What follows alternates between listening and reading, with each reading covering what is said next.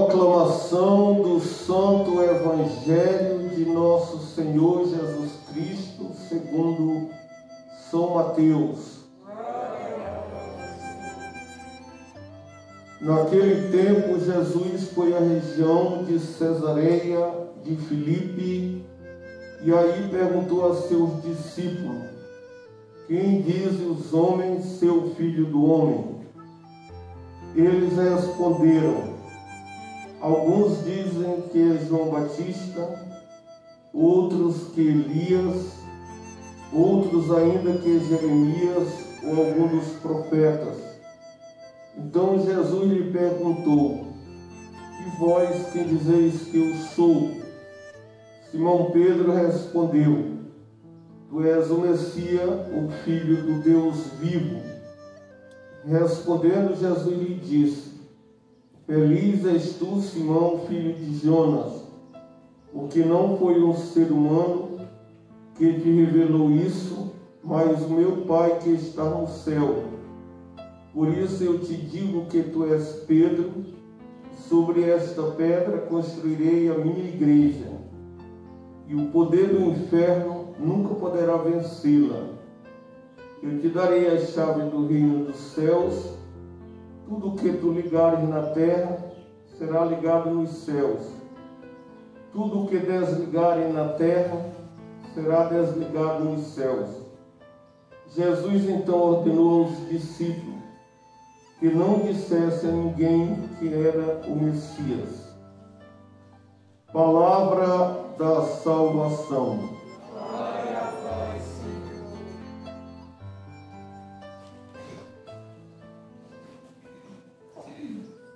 No domingo passado, quando estivemos aqui neste local, celebrava a Assunção de Nossa Senhora, nós fazíamos uma afirmação que Maria é mãe por vontade de Deus absoluta. E hoje também faço a mesma afirmação em relação a Pedro, pois Jesus quis que Pedro fosse como que o esteio na igreja, a referência de todo o povo de Deus. Mas antes dele dar esse poder, não é um poder de estar acima, mas o poder de fazer a comunhão na fé. Ele quis uma prova, podemos dizer dessa forma. Fez uma pergunta aos discípulos quem ele era, o que dizia às pessoas sobre ele. Então eles foram navegando, dizendo aquilo que eles ouviam, do senso comum. Disseram que Elias, outros Jeremias, mas Jesus queria mais. Então lançou a pergunta para vocês: quem sou eu? E Pedro, de uma maneira muito espontânea, de forma repentina, ele afirma, fazendo uma profissão de fé: tu és o Messias, o Filho do Deus vivo. Diante dessa profissão de fé, Jesus dá a ele a condição de ser a referência entre os outros discípulos. A igreja, na realidade, no governo temos um colégio, mas tendo a liderança de Pedro. E Pedro continua na pessoa do Papa. Se alguém nos perguntar quem é Pedro por vontade de Deus, é aquele que Jesus quis e todos aqueles que sucederam faz o papel de Pedro. Claro que cada um leva o nome, cada um dos 266 sumos pontífices leva o nome, mas é o ministério que nós chamamos Petrino, ministério de Pedro. Nós celebramos ou trazemos a memória de Pedro junto com a figura do apóstolo Paulo.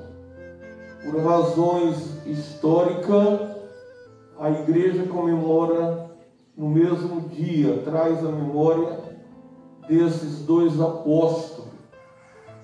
Como as leituras, elas são sequencial, mais ou menos há uma continuidade na leitura, este ano nós estamos lendo, meditando, proclamando o Evangelho de Mateus, e na sequência temos esse capítulo 16 de Mateus, em que realmente trata dessa profissão de fé. Quer dizer, é vontade do próprio Deus, isso sem nenhuma dúvida.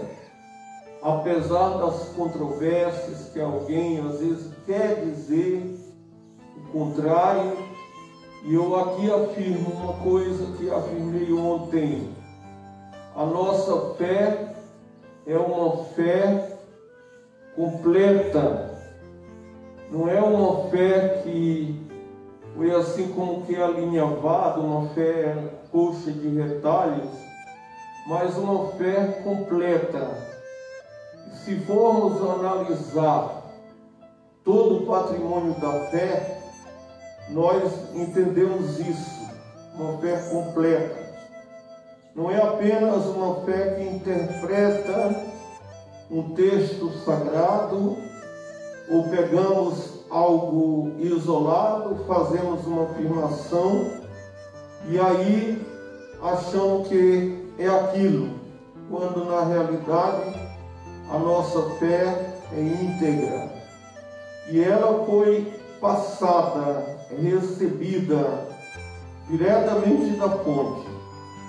E essa fonte é Jesus Cristo, sem dúvida, na plenitude da revelação, passada pelos apóstolos, esses transmitiram a fé, e essa fé chega até nós, com todos os atos. Algumas vezes eu afirmei que a Eucaristia que se celebrava lá nas catacumbas, a Eucaristia que celebrava lá nas igrejas domésticas dos primeiro decênio, como nós deparamos no Ato dos Apóstolos, a igreja nas casas, chamada igreja Ecclesia Domus, ou seja, que acontecia nas casas. Todos aqui sabemos que os primeiros 3 séculos da era cristã não tinha templo assim como temos a igreja do Imaculado Coração. Celebrava bem no início nas casas. Mais tarde a Eucaristia, ela passou por questão de perigos também ser celebrada nas catacumbas. Só mais tarde, lá pelo século III, que passamos a ter locais próprios, como é o caso da igreja, o templo, e ali passou-se a casa da igreja. E com o tempo, a palavra casa da igreja se tornou apenas igreja, como nós entendemos, templo.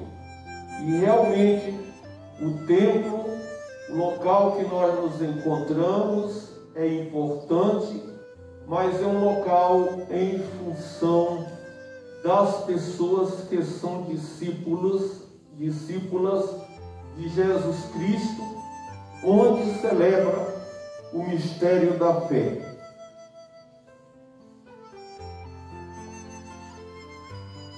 Creio em Deus Pai Todo-Poderoso, Criador do céu e da terra, e em Jesus Cristo, seu único Filho, nosso Senhor, que foi concebido pelo poder do Espírito Santo, nasceu da Virgem Maria, padeceu sob Pôncio Pilatos, foi crucificado, morto e sepultado, desceu à mansão dos mortos, ressuscitou ao terceiro dia, subiu aos céus, está sentado à direita de Deus Pai Todo-Poderoso, donde há de vir julgar os vivos e os mortos.